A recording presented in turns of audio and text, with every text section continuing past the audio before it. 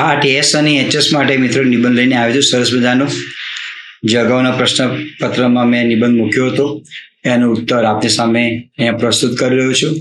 તમારે આ નિબંધને 250 થી 300 શબ્દોમાં આ નિબંધને લખવાનો છે. નિબંધનું શીર્ષક છે શિક્ષણમાં વિચારનું રેગ્યુલેટર એટલે કે મેડિટેશન. શિક્ષણ જગતમાં જે વિચારો વિદ્યાર્થીના મગજમાં જે ઉપસ્થિત થતા હોય છે એમાં જ્યારે નકારાત્મક વિચારો જ્યારે આવતા હોય છે તો નકારાત્મક વિચારોને રોકવાને માટે મેડિટેશન એ જરૂરી બાબત છે. મેડિટેશન અંગ્રેજી શબ્દ છે, એનું ગુજરાતી ધ્યાન બને છે. હવે જ્યારે તમે નિબંધ લખો છો તો નિબંધને અનુરૂપ તમે આ પ્રમાણના મુદ્દા જે છે એ રફમાં તમે લખો. એમાં પહેલો જે મુદ્દો આપેલો છે પ્રસ્તાવના અને સમાપન, એ તો તમને યાદ છે, પણ મધ્ય ભાગ જે છે એ મધ્ય ભાગને તમે રફમાં લખો. નિબંધના પ્રારંભમાં તમારે આવા કોઈ પણ પ્રકારના મુદ્દા લખવાની જરૂર નથી. તમે આ જે મુદ્દા જે છે તમે રફમાં લખો. રફમાં લખવાનું કારણ એટલા માટે કે માનો કે આ મુદ્દો પૂર્ણ થયો પછી મારે શું લખવું છે એ આપણને યાદ રહે. ઘણીવાર નિબંધ લખતા લખતા એના પછીનો મુદ્દો આપણા મગજમાંથી વિસ્મૃત થઈ ગઈ હોય તો આપણને યાદ રહેતું નથી. એટલે શ્રેષ્ઠ ઉપાય એ છે કે રફ કામમાં તમે લખી નાખો કે આના પછી મારે આ મુદ્દો લખવાનો છે, આ લખવાનું છે, આ લખવાનું છે, તો તમને નિબંધ લખવામાં મજા આવશે. તો પ્રારંભ કરું છું. મિત્રો શબ્દમિત્ર યુટ્યુબ ચેનલ પર આપ સૌનું હાર્દિક સ્વાગત કરું છું. આવા અવનવા વિડીયો જોવાને માટે ચેનલ સાથે જોડાયેલા રહો. આપને અનુકૂળ પડે, યોગ્ય લાગે, આપણને ગમે તો તમારા મિત્રો સુધી શેર કરો, લાઇક્સ કરો અને આપના પ્રતિભાવોને અવશ્ય જણાવો. તો જોઈએ આપણે એનો પહેલો મુદ્દો પ્રસ્તાવનાનો છે. અહીંયા જે શ્લોક જે છે ભગવદ્ ગીતામાંથી લેવામાં આવેલો છે. આ શ્લોકને તમે સંસ્કૃતમાં પણ લખી શકો છો અને સંસ્કૃતમાં ન લખવું હોય તો ગુજરાતીમાં પણ તમે લખી શકો છો. એવું જરૂર નથી કે બંને પંક્તિ લખવી, માત્ર એક જ પંક્તિ તમે લખશો તો પણ ત્યાં ચાલશે. તો આ જે શ્લોક જે છે ભગવદ્ ગીતામાં અર્જુને શ્રી કૃષ્ણને જે સંવાદ કરેલો છે એના અનુસંધાનમાં છે. ચંચલમ હિ મનઃ કૃષ્ણ પ્રમાથી બલવદૃઢમ તસ્યાહમ નિગ્રહમ મન્યે વાયોરીવ સુદુષ્કરમ. અર્થાત આનું ગુજરાતી આપણે જાણકારી માટે અહીં કહું છું, તમારે લખવાની ત્યાં જરૂર નથી. આ મન ખૂબ જ ચંચળ, ચંચલમ હિ મન ખૂબ જ ચંચળ, ખૂબ જ બળવાન અને હઠીલું છે. બળવ એટલે બળવાન, દૃઢમ એટલે હઠીલું છે. તેથી તસ્યાહમ નિગ્રહમ મન્યે વાયોરીવ સુદુષ્કરમ. તેથી આ મનને કાબુમાં કરવું મારા માટે વાયુને રોકવા સમાન ખૂબ જ કઠિન છે. આવો સંવાદ અર્જુન અને શ્રી કૃષ્ણ વચ્ચેનો છે. આપણે ગુજરાતી ત્યાં લખવાની જરૂર નથી, આપણે જાણકારી માટે મેં તમને કહ્યું છે. હવે આ લખ્યા પછી આપણે પહેલો મુદ્દો મારો પ્રસ્તાવનાનો રહેશે. તો આપણે પ્રસ્તાવનામાં જોઈએ તો આ પ્રમાણે છે પ્રસ્તાવનામાં કે શ્રીમદ ભગવદ્ ગીતામાં અર્જુન દ્વારા વ્યક્ત કરાયેલી મનની ચંચળતા આજના વિદ્યાર્થીઓમાં ચરમસીમાએ જોવા માટે મળે છે. અર્જુનને પણ મનની ચંચળતા વિશેની વાત કરી તો આજના સમયમાં વિદ્યાર્થીઓમાં શિક્ષણ જગતમાં તો ચરમસીમાએ મન કેટલું ચંચળ છે એ પણ જોવા માટે મળે છે. સ્વામી વિવેકાનંદે કહ્યું હતું કે શિક્ષણ એ માહિતીનો સંગ્રહ નથી, પરંતુ મનની એકાગ્રતાની શક્તિ મેળવવી તે છે. સ્વામી વિવેકાનંદના શબ્દોમાં કહીએ તો શિક્ષણ એ શું છે? શિક્ષણ તો માહિતીનો સંગ્રહ નથી, પણ મનની એકાગ્રતાની શક્તિ મેળવવી તે છે. આજે 21મી સદીના સ્પર્ધાયુક્ત અને ડિજિટલ વાતાવરણમાં શિક્ષણનું મૂળભૂત લક્ષ્ય માત્ર અક્ષર જ્ઞાન કે પદવીઓ પૂરતું સીમિત જ જોવા મળે છે. આજે આપણો ગોલ શું હોય છે? જે તે ડિગ્રી લેવાની હોય એ ડિગ્રી લઈને આપણે ખુશ થઈએ છીએ, પણ જ્યારે ડિગ્રી લઈને બજારમાં નીકળીએ છીએ અને જ્યારે રોજગાર મળતો નથી ત્યારે ગંભીર સમસ્યાઓ સર્જાતી હોય છે. અને આ સિવાય પણ જ્યારે બોર્ડની પરીક્ષા હોય ત્યારે પણ બાળકોમાં જે અસમંજસ જે પરિસ્થિતિ સર્જાતી હોય છે તો એમાં પણ આ ધ્યાન બહુ મહત્વની બાબત છે. અને 21મી સદીમાં તો ગળા કાપ હરીફાઈ જોવા માટે મળશે. તો આવા વાતાવરણની અંદર અને હવે પાછું ડિજિટલ વાતાવરણ, આપણે અભ્યાસ કરો કે મોબાઈલનો ઉપયોગ કરો કે ઇન્ટરનેટ જો કે શું વગેરે વગેરે, તો એના માટે પણ આ ધ્યાન જરૂરી બાબત છે. ધ્યાન જે છે ને એ મનને નિયંત્રિત કરે છે.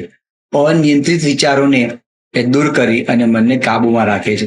એટલે ભગવદ્ ગીતામાં પણ શ્રી કૃષ્ણે મનને નિયંત્રિત કરવાને માટે ઉપાય બતાવેલો છે, અને એ ઉપાય છે ધ્યાન.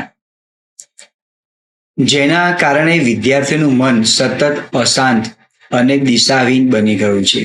સોશિયલ મીડિયાની, યુનિવર્સિટીના ઘેરાવાના વિસ્ફોટ વચ્ચે વિદ્યાર્થીના મગજમાં દરરોજ હજારો વિચારોનું વાવાઝોડું તીવ્ર ગતે ફૂંકાય છે. આજે સોશિયલ મીડિયા તમે ખોલો, ઇન્સ્ટાગ્રામ હોય, ફેસબુક હોય, વોટ્સએપ હોય કે ગમે તે હોય, આ યુનિવર્સિટી આ એક અતિશયોક્તિ વાત કરી છે. તો સાચું શું ને ખોટું શું ખબર પડતી હોતી નથી. જે કંઈ જોવા માટે મળે આપણે બધું સ્વીકારી લઈએ છીએ, પણ ખરેખર જે વાસ્તવિકતા હોય છે એને આપણે સ્વીકારતા નથી. અમુક અવાસ્તવિક બાબતોને એવી ખોટી રીતે પીરસવામાં આવતી હોય છે કે જેને વાસ્તવિક ગણિત અને સ્વીકાર કરવામાં આવતો હોય છે. સરસ મજાનું ડેકોરેશન હોય, એના માટે સરસ શબ્દોનો ઉપયોગ કરી નાખવામાં આવેલો હોય, તો આનાથી ઘણા લોકો એ છેતરાઈ જતા હોય છે. અને એના પરિણામે શું થતું હોય છે કે હું આમ કરું, તે કરું, વગેરે કરું. તો જ્યારે મન અસ્થિર બને છે ત્યારે તે નિયંત્રિત કરવા માટે વિચારોનું રેગ્યુલેટર એટલે કે મેડિટેશન જરૂરી છે. ધ્યાન, ઊંડો શ્વાસ લેવો અને ધીમે ધીમે શ્વાસને બહાર કાઢવો, આ પણ મગજને, મનને એ કંટ્રોલ કરે છે. રેગ્યુલેટર, જેમ દરેક ઉપકરણોમાં રેગ્યુલેટર હોય છે, એને કાબુમાં રાખે છે, એ પ્રમાણે આપણે મનને પણ કાબુમાં રાખવાને માટે મેડિટેશન જરૂરી બાબત છે. શિક્ષણ જગતમાં ધ્યાન એ વિચારોની અનિયંત્રિત ગતિને નિયંત્રિત કરે છે. દરેક વિદ્યાર્થી જ્યારે શિક્ષણ જગતમાં હોય છે, શિક્ષણ લેતું હોય છે, તેમાં કેજી થી માંડી અને બાલવાટિકાથી માંડી અને કોલેજ કક્ષા સુધી આવે છે, ત્યાં સુધી એનું મન ભટકતું રહેતું હોય છે. 10મા પછી મારે કયા પ્રવાહમાં જવું, પ્રવાહમાં જાય તો સામે 10 વસ્તુ ઘણી બધી મુસીબતો હોય છે, કઈ વસ્તુ તૈયાર કરી, શું ન કરી, વગેરે ઘણી બાબતો ત્યાં જોવા માટે મળતી હોય છે. અને એના પરિણામે વિદ્યાર્થી જે છે અસમંજસ થઈ જતો હોય છે. અને આ દરેકના ઉપાય માટે ધ્યાન એ જરૂરી બાબત છે. તો પહેલો મુદ્દો મિત્રો મેં પ્રસ્તાવનો પૂર્ણ કર્યો. હવે મધ્ય ભાગ શરૂ થાય છે. ત્યારે મધ્ય ભાગ જ્યારે તમે નવો ફકરો પાડો છો, હાંસિયાથી થોડી જગ્યા જવા દઈ અને તમારે ફકરો પાડવાનો રહેશે. કોઈ પણ પ્રકારનું ચિહ્ન તમે ત્યાં આગળ કરતા નહીં. આ મધ્ય ભાગ છે. મધ્ય ભાગમાં આજે વર્તમાન શિક્ષણ કેવું છે. શિક્ષણના માળખાની સૌથી મોટી વક્રતા એ છે કે તે જ્ઞાન અને વિવેકનું માધ્યમ બનવાને બદલે પદવીઓ મેળવવાનું કારખાનું બની ગયું છે. જ્ઞાન અને વિવેકનું માધ્યમ નથી, માત્ર ને માત્ર ડિગ્રી તમે લઈ લો, આનું કારખાનું બની ગયું છે.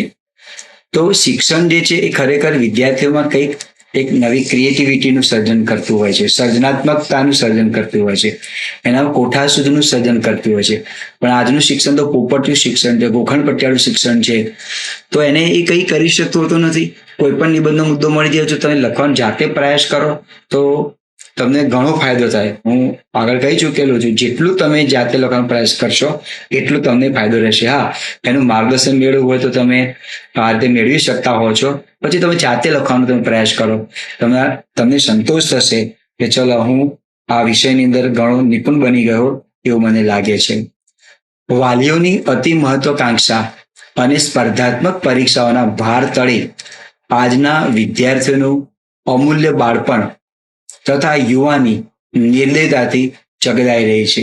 બાળક જ્યારે પ્રાથમિક કક્ષામાં હોય છે ત્યારથી પરીક્ષા તો હોય છે. પરીક્ષાના બે પાસા છે, પાસ થવાય અને ના પાસ થવાય. પણ એમાં ઘરે વાલીઓનો મારો હોય, કોઈ વાર ક્લાસમાં જતો હોય તો ક્લાસના શિક્ષકોનો મારો હોય, સ્કૂલના શિક્ષકોનો મારો હોય. તો તેના પરિણામે બાળક જે છે એનું મન એકાગ્ર રહેતું નથી, વિચલિત થઈ જતું હોય છે. તો આ બધી મુસીબતોનો સામનો કરવા માટે શિક્ષણમાં પહેલો તાશ એટલે કે પહેલો જે મુદ્દો જે છે એ ધ્યાનનો હોવો જોઈએ. મનોવૈજ્ઞાનિક અભ્યાસ એવું દર્શાવે છે કે અતિશય શૈક્ષણિક દબાણને કારણે વિદ્યાર્થીઓમાં એકાગ્રતાનો અભાવ, વિસ્મૃતિ અને હતાશા જેવા લક્ષણો વૃદ્ધિ પામી રહ્યા છે. જ્યારે અર્જુન એકાગ્રતા ક્યાંથી આવી? ધ્યાનમાંથી આવી. ત્યારે પોતે પક્ષીની આંખને વિંધી શક્યો. એ જ પ્રમાણે માછલીની આંખને પણ પોતે વિંધી શક્યો.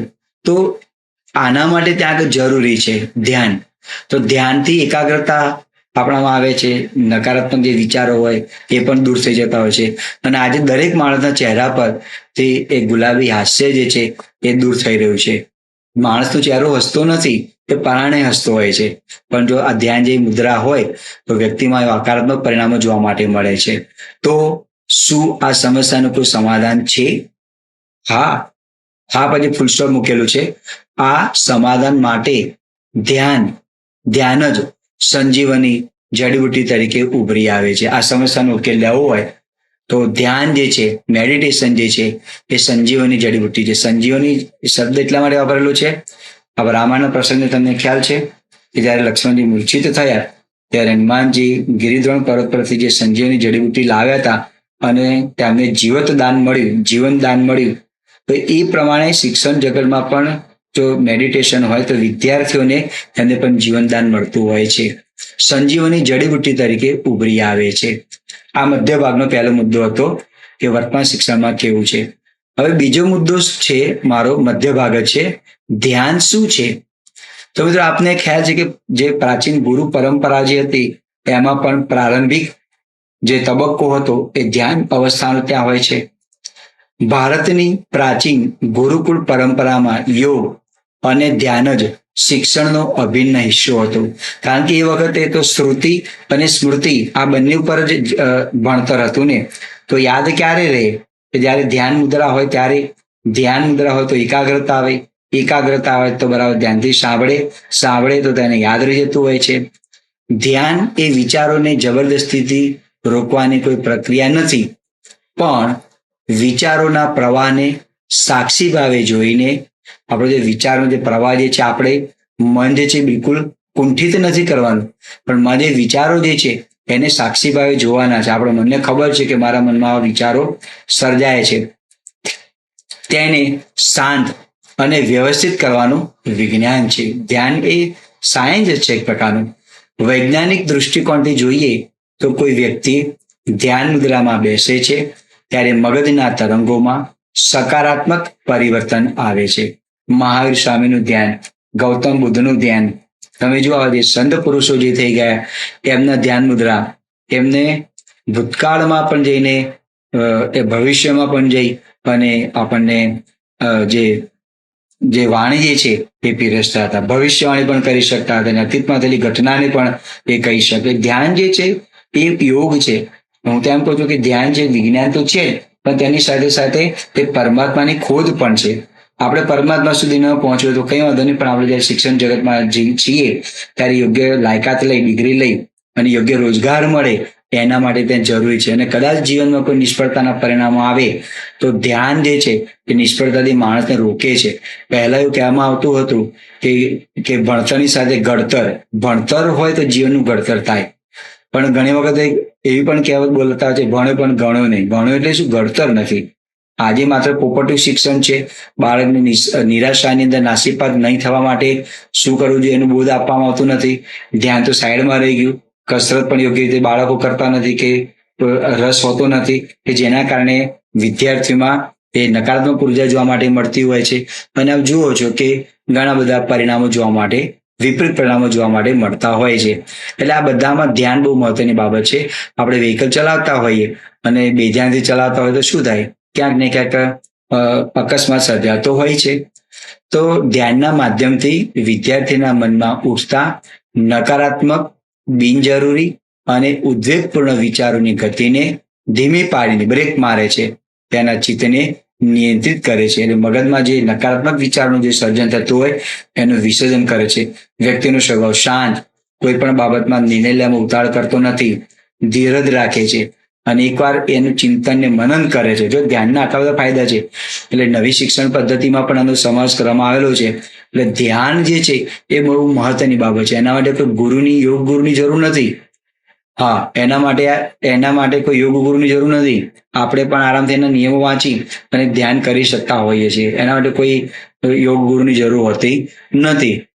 હવે જોઈએ આપણે મધ્ય ભાગનો જે છે એ બીજો ફકરો પૂર્ણ થયો. હવે અંતિમ ફકરો છે મધ્ય ભાગનો, કે ધ્યાનના ફાયદા શું? મિત્રો ધ્યાનના ફાયદા થતા હોય છે. હા, મેં નિબંધના પ્રારંભમાં જે મુદ્દા લખેલા છે એ મુદ્દા તમારે નિબંધમાં લખવાની જરૂર નથી, કારણ કે એ આ નિબંધ મેં કયા મુદ્દાને આધારે લખ્યો છે તમને એ બતાવવા માટે માંગુ છું. તમારે એ મુદ્દા રફ કામમાં લખો અને પરિણામે તમે જ્યારે નિબંધ લખો છો ત્યારે તમને નિબંધ લખવામાં મુદ્દા કામમાં આવે. કોઈ પંક્તિ જાણતા હોય તો લખી નાખો પાછળ રફ કામની અંદર, કારણ કે નિબંધ લખતા લખતા આપણે પાછું વિસર્જન થઈ જાય મગજમાંથી. એ વખતનો માહોલ જુદો જ હોય છે, માનસિક વ્યગ્રતા હોય, સમયની મર્યાદામાં પૂર્ણ કરવાનું હોય એટલે ભૂલી જવાતું હોય. તો એ પણ ઘટના ન બને માટે એને તમારે ક્યાંક ને ક્યાંક લખી રાખવાનું. પછી તમને એવું લાગે ના મને યાદ રહે છે, એ બધું રહેતું હોય તો કોઈ પ્રશ્ન જ નથી. પણ જયારે એવી ઘટના બનતી હોય, દુર્ઘટના ન બને એટલા માટે આપણે ઘટના ધ્યાનમાં રાખવી જરૂરી છે. હવે આ જે ફકરો જે છે એમાં ધ્યાનના ફાયદા તો આપણે જોઈએ. ધ્યાન એક દૃષ્ટિએ યોગનો જ એ પ્રકાર છે. શિક્ષણ પ્રક્રિયામાં ધ્યાનના પ્રત્યક્ષ ફાયદાઓ અદ્ભુત અને બહુ આયામી છે. જે વ્યાયામ ટીચર હશે એમને ખ્યાલ જ છે કે ધ્યાન શું બાબત છે. એમાં ઓમકાર જ્યારે કરવામાં આવે ધ્યાનની સાથે સાથે ત્યારે પણ મગજમાં એના જે તરંગો જે છે, વેવ જે છે એ હકારાત્મક ઉત્પન્ન થતા હોય છે. તો એના માટે ત્યાં ધ્યાન જરૂરી છે. નિયમિત ધ્યાન કરવાથી એનો ફાયદો છે વિદ્યાર્થીઓના સ્મરણ શક્તિ સાથે સાથે નવા જ્ઞાનની ગ્રહણ શક્તિમાં પણ અદ્ભુત પરિવર્તન જોવા માટે મળે છે. અને યાદશક્તિ માટે કે બદામ ખાવાની જરૂર નથી, વિટામિન ઈની જરૂર છે, બરાબર છે, પણ ધ્યાનની મુદ્રા જે છે બહુ મહત્વની બાબત છે. અને ધ્યાન કરવાથી આપણે અમુક કુંડળીઓ જે છે એ પણ ત્યાં આગળ જાગૃત થતી હોય છે. તેના માટે આપણે અષ્ટાંગ યોગ સુધી ત્યાં આગળ પહોંચવું પડે. પણ પહેલું પગથિયું આપણે કહી શકીએ કે આ આસન આવે, પછી આપણે આમ તો અષ્ટાંગ યોગના જે 8 પગથિયા જે છે એમાં છેલ્લું પગથિયું જે છે એ સમાધિ છે, પહેલું પગથિયું જે છે એ આસન છે. તો આપણે ધ્યાનની આપણે વાત કરીએ તો ધ્યાન ત્યાં આગળ જરૂરી છે. ધ્યાન એક એવું રેગ્યુલેટર છે જે મનની ઉર્જાનો વ્યય થતો અટકાવી, વ્યય એટલે બગાડ, આંતરિક શક્તિઓનું એકત્રીકરણ કરે છે. તે વિદ્યાર્થીઓમાં ભાવનાત્મક સંબંધને મજબૂત બનાવી તેમનામાં સહિષ્ણુતા, કરુણા, ધૈર્ય અને આત્મવિશ્વાસ એટલે કે અંગ્રેજી શબ્દ છે સેલ્ફ કોન્ફિડન્સ જેવા નૈતિક મૂલ્યોનું સિંચન કરે છે. આજના ડિજિટલ યુગમાં મોબાઈલના અતિરેકથી બચવા માટે પણ ધ્યાન એક અમુક શસ્ત્ર તરીકે સાબિત થાય છે. અમુક શસ્ત્ર એટલે આ શસ્ત્રને છોડવામાં આવે તો એનું પરિણામ લઈને જ આવે, એટલે ક્યારે નિષ્ફળ ન જાય. રામબાણ ઈલાજ તેને કહેવામાં આવે. અમુક શસ્ત્ર જેમ કે બ્રહ્માસ્ત્ર અમુક શસ્ત્ર છે. બ્રહ્માસ્ત્ર એ ધારું પરિણામ જ લઈને ત્યાં આગળ આવે. તો આજના ડિજિટલ યુગ એટલા માટે શબ્દ વાપરેલો છે, નાના બાળથી માંડીને આબાલ વૃદ્ધ એમ શબ્દ વાપરી શકાય કે મોબાઈલનું વળગણ એવું લાગેલું છે કે ઊંઘમાં પણ મોબાઈલના સ્વપ્ન આવે. અને મોબાઈલ પ્રત્યે એટલો બધો લગાવ થઈ ગયેલો છે કે મોબાઈલને આપણે ક્યારેય છોડતા હોતા નથી. તો મોબાઈલ જે છે એ પણ એક શિક્ષણનો અવરોધ બનેલો છે, કારણ કે બાળકને મોટે ભાગે ઓનલાઈન શિક્ષણ આવ્યું એટલે ઓનલાઈન શિક્ષણના બદલે બાળક જે છે એ શિક્ષણના બદલે એનો દુરુપયોગ પણ કરતો ત્યાં આગળ થઈ ગયો. તો મોબાઈલનું વળગણ છોડાવવું હોય તો ધ્યાન પણ એ બહુ મહત્વની બાબત ત્યાં છે. તો આ ધ્યાનના ફાયદા છે. આજના ડિજિટલ યુગમાં મોબાઈલના અતિરેકથી બચવાને માટે પણ ધ્યાન એક અમુક શસ્ત્ર તરીકે સાબિત થાય છે. અહીંયા મારો મધ્ય ભાગ જે છે મિત્રો પૂર્ણ થયો. હવે આવે છે અંતિમ ભાગ. તો અંતિમ ભાગની અંદર હું નિચોડ લખીશ નિબંધનો. આ પ્રમાણે આવશે. વર્તમાન સમયમાં અપનાવેલી રાષ્ટ્રીય શિક્ષણ નીતિ 2020 પણ વિદ્યાર્થીઓના માત્ર બૌદ્ધિક વિકાસને બદલે તેમના સર્વાંગી સુખાકારી અને માનસિક સ્વાસ્થ્ય પર વિશેષ ભાર મૂકવામાં આવ્યો છે. આપણી જે નવી શિક્ષણ નીતિ જે છે એ એમાં આની પર ધ્યાન આપવામાં આવ્યું છે. બાળકની શિક્ષણ ગોખણપટ્ટી વાળું નહીં, પોપટિયું નહીં, પણ એને કોઠાસૂઝથી જવાબ આપે. ઘણી વાર તો વિદ્યાર્થી ગાઈડમાં જે જવાબ લખેલો ને એ પણ કંઠસ્થ કરી નાખે, પણ જ્યારે તેનો વ્યવહારિક જીવનનો ઉપયોગ કરવાનો હોય ત્યારે એને ખબર નથી પડતી. પણ જો એને ગોખણપટ્ટીના બદલે એને સમજણપૂર્વક તેને કોઠાસૂઝથી યાદ રાખ્યો હોય તો જીવનના અંત સુધી તેને યાદ રહેતો હોય છે. તો આની પર ભાર મૂકવામાં આવેલો છે. અને આજના સમયની અંદર માણસને માનસિક બીમારી વિપુલ પ્રમાણમાં, જે શારીરિક બીમારી દેખાય, તાવ આવેલો હોય કે બીજી કોઈ ઘટના બની હોય તો દેખાય, પણ માનસિક બીમારી કોઈને દેખાતી નથી. માનસિક બીમારીને દૂર કરવી હોય અથવા તો આપણે જે કંઈ કૌશલ્યને સિદ્ધ કરવું હોય તો તેના માટે ધ્યાન જરૂરી બાબત છે. આજના તીવ્ર સ્પર્ધાત્મક અને યાંત્રિક યુગમાં આપણી ભવિષ્યની પેઢીને રોબોટ કે યંત્રવત બનતી અટકાવવી હોય તો શિક્ષણમાં ધ્યાનને અનિવાર્ય સ્થાન આપવું પડશે. હવે અનિવાર્યનો સમાનાર્થી શબ્દ બને છે જરૂરી. તો જરૂરી શબ્દ કરતા અનિવાર્ય શબ્દ 100% ફિટ થાય છે. બંનેનો અર્થ તમને સમજાવ. હું એમ કહું કે શ્વાસ લેવો અનિવાર્ય છે, કમ્પલસરી છે. જરૂરી છે, આવે તો ઠીક, ના આવે તો કઈ વાંધો નહીં. એમ આપણી હાજરી જરૂરી છે તો આવો તો બરાબર, ના આવો તો કઈ વાંધો નહીં. એટલે અનિવાર્ય એક ફરજિયાતનો ભાવ બતાવે છે. જરૂરીમાં ફરજિયાત નથી, આવે તો ઠીક છે, ને તો કઈ વાંધો નહીં. છે બંને સમાનાર્થી, પણ શબ્દનો ઉપયોગ કેવી રીતે કરી શકાય હું તમને બતાવું છું. શિક્ષણ માણસને બાહ્ય જગત જીતવાને માટે સક્ષમ બનાવે છે, જ્યારે ધ્યાન તેને આંતરિક જગત જીતવાને માટે સમજદાર બનાવે છે. જે દિવસે ભારતના વર્ગખંડોમાં જ્ઞાનની સાથે સાથે ધ્યાન ગંગા વહેવા લાગશે, જ્ઞાન ગંગા તો છે જ, પણ તેની સાથે સાથે જ્યારે ધ્યાન ગંગા વહેવા લાગશે તે દિવસે તંદુરસ્ત નાગરિકોનું સર્જન થશે. દેશ ક્યારે ટકે? યુવાનોથી ટકે, પણ યુવાનો તંદુરસ્ત ન હોય તો, માનસિક રીતે અપસેટ થઈ ગયેલા હોય તો દેશમાં કઈ જગ્યાએ શેર થાય. એટલે એની માનસિક તંદુરસ્તી પણ ત્યાં આગળ હોવી જરૂરી છે. અને તંદુરસ્તીનો પાયો ક્યાં છે? શિક્ષણ જગત છે. શિક્ષણ જગતમાં પણ આ ધ્યાન જરૂરી બાબત છે. શિક્ષણમાં વિચારોના રેગ્યુલેટર તરીકે ધ્યાનને અપનાવીશું તો ભારત દેશને સાચા અર્થમાં વૈશ્વિક ગુરુ બનતા કોઈ અટકાવી શકશે નહીં. આ બોલવાની ઘટના નથી. વૈશ્વિક ગુરુ ક્યારે બની શકે? જ્યારે તેને અનુલક્ષીને એ દિશામાં આપણે કાર્ય કરીએ તો. આપણા દેશમાં યુવાનો ઘણા બધા છે, પણ તેની માનસિક તંદુરસ્તી ન હોય તો, શિક્ષણ છે, ડિગ્રીઓ છે, બધું જ છે, પણ તેનો કોઠાસૂઝ જ ન હોય તો ઘટનાએ બનતી હોય છે. આ બધાનો એક ઉપાય જે છે મેડિટેશન છે. મેડિટેશનના ઘણા બધા ફાયદા છે. એ અતિરેક કે અતિશયોક્તિ વાત કરતો નથી. આ પણ ક્યાંયથી તેના ધ્યાનના કયા ફાયદા છે આપણે જાણકારી માટે જાણી શકો છો.